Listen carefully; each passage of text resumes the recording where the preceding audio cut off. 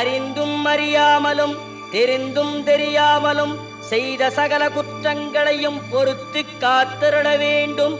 ஓம் ஸ்ரீ சத்தியமாய பொன்னு 18ஆம் படி மேல் வாழும் வில்லாளி வீரன் வீரமணி கண்டன் காசிராமேஸ்வரம் பாண்டி மலையாளம் அடக்கியாடும் ஓம் ஸ்ரீ ஹரிகரசுதன் ஆனந்த சித்தனையனையப்ப சுவாமியே.